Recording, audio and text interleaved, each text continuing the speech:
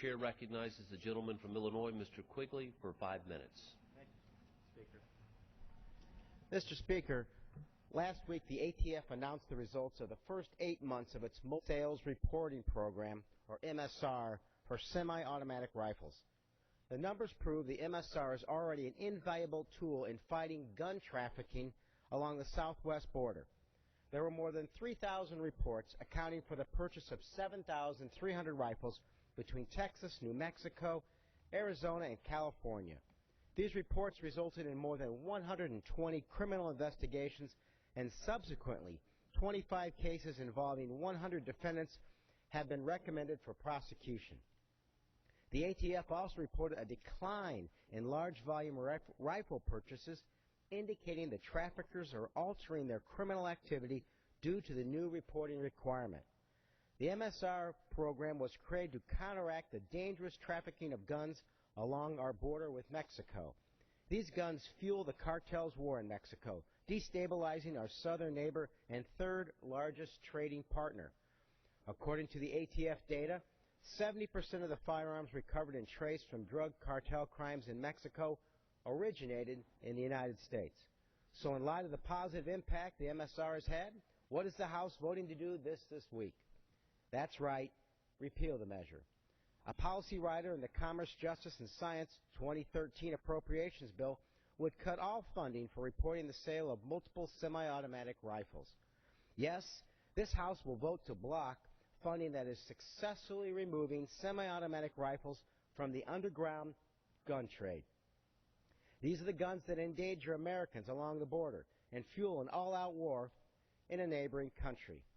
Ending the MSR requirement is not about protecting anyone's rights. Reporting the sale of multiple semi-automatic rifles does not infringe on Second Amendment rights. In fact, a similar multiple sales reporting requirement has been in place for handguns over 20 years. The necessary paperwork takes gun dealers 12 minutes to complete, but can give law enforcement crucial intelligence on straw-purchased rifles. A George Bush-appointed federal judge upheld the MSR requirement, finding it did not disturb the balance between regulation and a gun owner's right to privacy. So the gun lobby has now turned to cutting its funding, because why allow programs successfully fighting gun trafficking to continue undisturbed?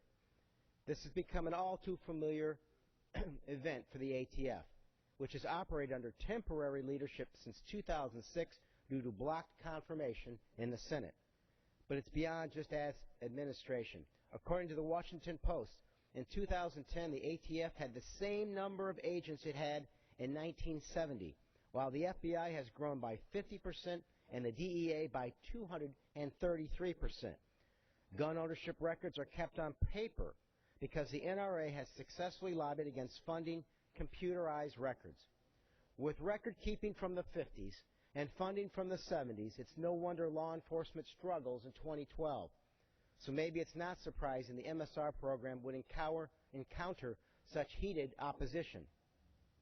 An effective investigative tool for law enforcement with only a negligible effect on gun dealers? That would be evidence of regulatory solutions that can work for everyone, the dealers, the buyers, and most importantly, the public. And that's exactly what the gun lobby doesn't want.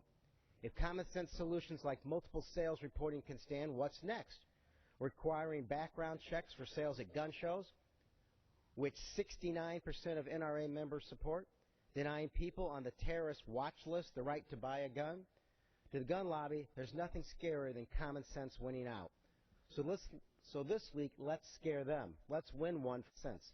Let's keep reporting the sale of multiple semi-automatic rifles like we do with handguns.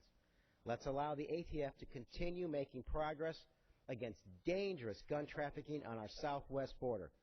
Let's make the choice that's best for law enforcement, our security, and for common sense. Thank you, and I yield back. The gentleman yields back.